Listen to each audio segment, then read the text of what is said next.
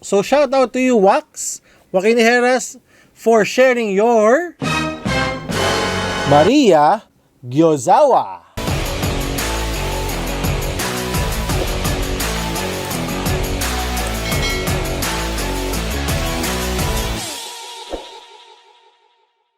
Okay, what's up? It's me, Miko Dominguez, your millennial entrepreneur, welcoming you to another Timplang Lalaki episode. But for this episode, medyo iibahin natin ng konti yung mechanics. Hindi na ako magtitimpla. Merong nagpadala ng kanyang timpladong recipe na ala Timplang Lalaki style. So shout out to you, Wax Wakiniheras, for sharing your Maria Gyozawa. Yan. As I've said, hindi na ako magtitimpla. Timplang Lalaki ready na siya. Lulutuin na lang, isi-steam and ifa-fry, and then ready to eat na. Okay, so bago natin lutuin to, please don't forget to subscribe to our channel and hit that notification bell para lagi kang updated sa ating mga videos. Okay, so tikman na natin. Ay, ang lamig pa. Nakalimutan ko, lulutuin pa nga pa pala. Excited lang. It looks good, it smells good, and I'm very, very excited na matikman na ito. Kaya, kung ready ka na, let's go! Okay, so, isi-steam na natin yung ating gyoza for 5 to 7 minutes. Lalo kung galing ito sa ating freezer. So, another alternative for steaming is pwede natin painitan yung ating gyoza sa ibabaw ng kumukulong tubig habang nasa steamer. At after 5 to 7 minutes, pwede na natin siya ilagay sa ating lagayan para ita-transfer natin for frying naman. Habang pine-prepare natin ay nagpainit na ako ng ating mantika. At kapag mainit na yung ating mantika, pwede mo na ilagay ang iyong gyoza. So ang piprituhin lang natin dito ay yung bottom part. And yung tagal ay depende sa iyo kung gaano mo gusto ka crispy yung bottom part ng ating gyoza. For me, I like it crispy. Kaya mga 5 minutes ko siyang nilagay sa frying pan.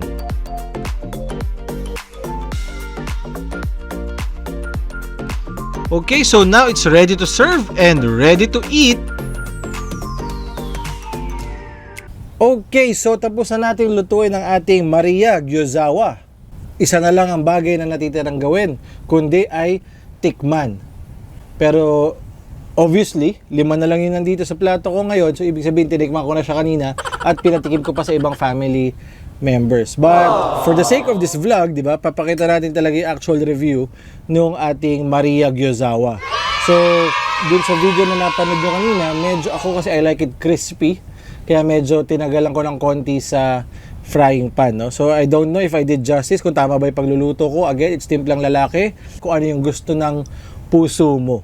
Yeah, so yung iba talaga medyo sinunog ko kasi nga may gusto ko yung crispy crunchy part nung kalahati, and then yung steamed part, yun yung juicy, no? So ito na, let's taste it.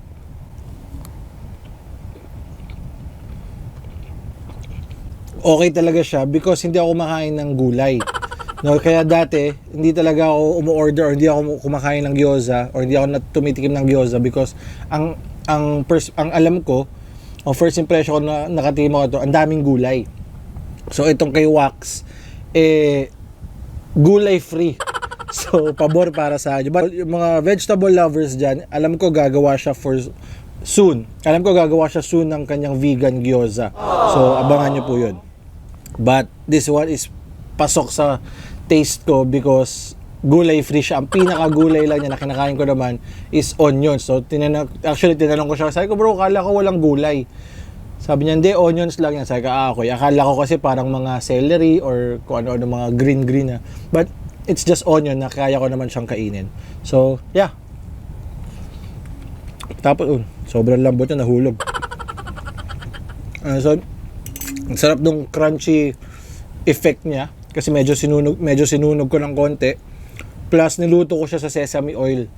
So, yun yung nagpapabango lalo ng flavor ng gyoza. Okay?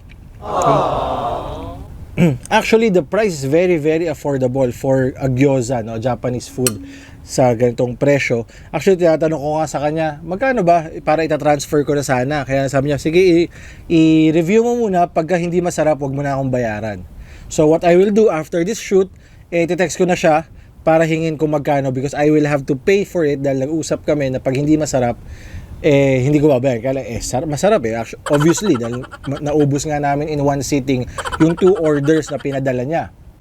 So, kailangan ko siyang bayaran. Yan, last ko na to kasi yung 3 dito, papatikim ko naman sa aking wife. Baka mapagalitan ako pag di ko siya pinatikim. Solid. Tapos yung sauce na kasama, homemade din ni Wax. Kaya, personalize siya kung gusto medyo maanghang, gusto medyo maalat, pwede niyang i-adjust for you. Okay, so that's it. Ang sarap ng Maria Gyozawa mo, Joaquin Heras, and shout out to you. Salamat ulit sa pagpapatikim nitong iyong timplang lalaki recipe. For the prices and the contact details, I'll just put it in the caption below. So feel free to contact him for all those gyoza lovers, yung gusto makatikim ng Maria Gyozawa ni Joaquin Heras, and for future yung vegan gyoza, please contact him. For pricing details, please check the caption below. Okay, so nabusog na naman tayo sa isang timplang lalaki recipe for today. So please don't forget to put your comments, suggestions, or valid reactions and opinions regarding our gyoza or kahit ano pang timplang lalaki menus on the comment box. And don't forget to subscribe to our channel and hit that notification bell para lagi kang updated sa ating mga videos.